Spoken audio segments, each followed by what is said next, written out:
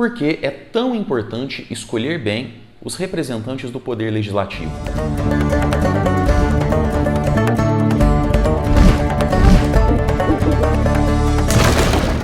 Caríssimos peripatéticos, sejam mais uma vez muito bem-vindos ao canal Missionário, o canal mais catilogente aqui do YouTube, e eu, professor Renan, venho hoje falar com vocês sobre eleições, mais especificamente sobre a escolha dos membros do Congresso Nacional. Mas antes de entrar nesse assunto, quero convidar você que ainda não se inscreveu no meu canal a já se inscrever agora e clicar no sininho de notificações para ficar sabendo dos novos conteúdos que eu vou postar por aqui.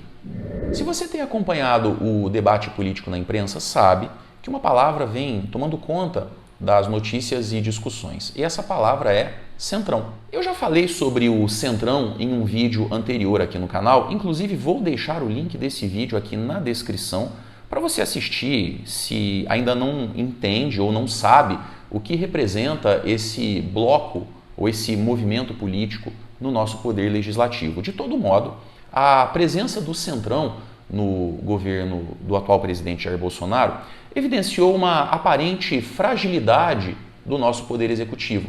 Afinal de contas, o governo tem distribuído cargos de confiança, ministérios e até verbas públicas aos representantes do partido que compõe o Centrão. Na verdade, isso não é uma novidade. Todos os governos anteriores, desde a redemocratização, tiveram que fazer exatamente a mesma coisa. Mas por que isso acontece? Veja, desde que o filósofo Barão de Montesquieu escreveu esse livro aqui, Do Espírito das Leis, na metade do século XVIII, e as ideias desse livro se consolidaram e se difundiram por todo o mundo ocidental a partir da Revolução Francesa e das revoluções liberais do século XIX, nenhum chefe do poder executivo conseguiu mais governar sozinho.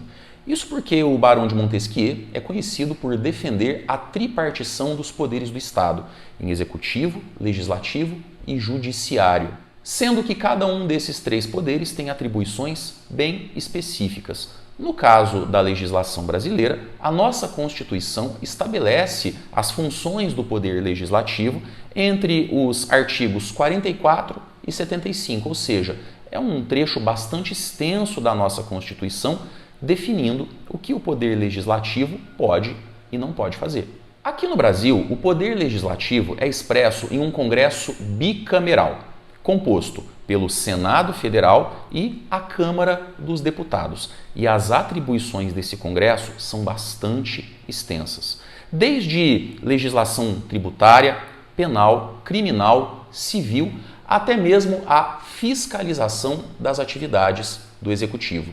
O Poder Legislativo não só cria e aprova leis, como também acompanha a Presidência da República, as atividades da Presidência da República e, eventualmente, pune o Poder Executivo caso ele transgrida a lei.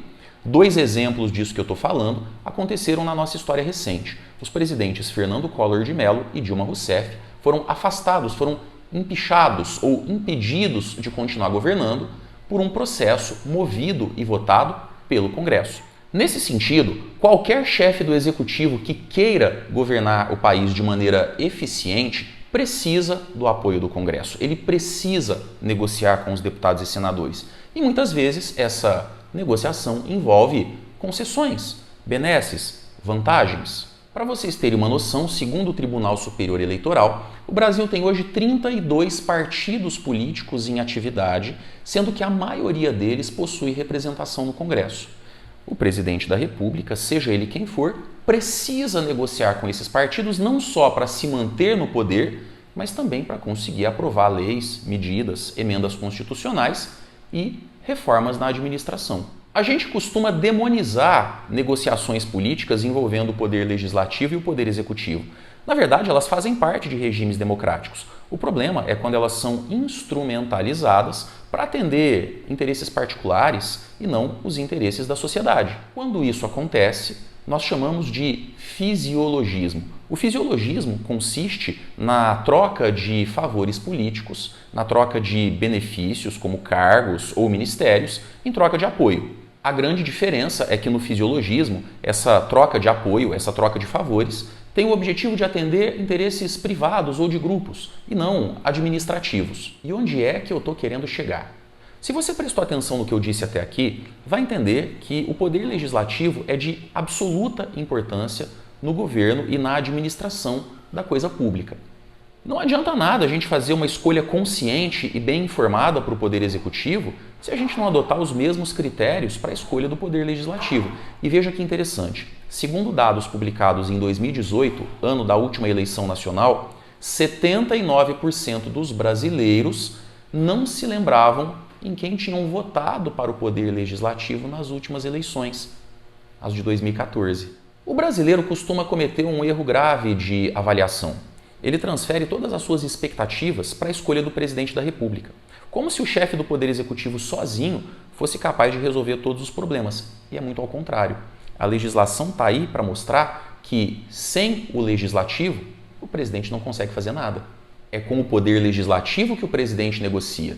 E a depender das escolhas que nós fizermos, das pessoas que nós colocarmos lá, isso vai definir a qualidade dessa negociação. Nenhum chefe do executivo no mundo governa sem compor esse tipo de aliança, sem formar uma base aliada sólida no poder legislativo que lhe permita, por exemplo, aprovar projetos de lei. É isso que precisa ser compreendido pela sociedade brasileira para que ela possa orientar melhor as suas escolhas e não simplesmente ficar esperando que um salvador da pátria vai chegar no Palácio do Planalto e resolver todas as mazelas do Brasil.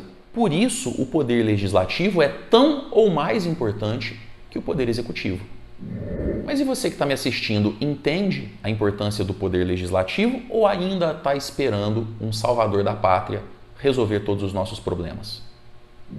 Se você gostou desse vídeo, curta, compartilhe e me ajude a divulgar minha missão, que está só começando.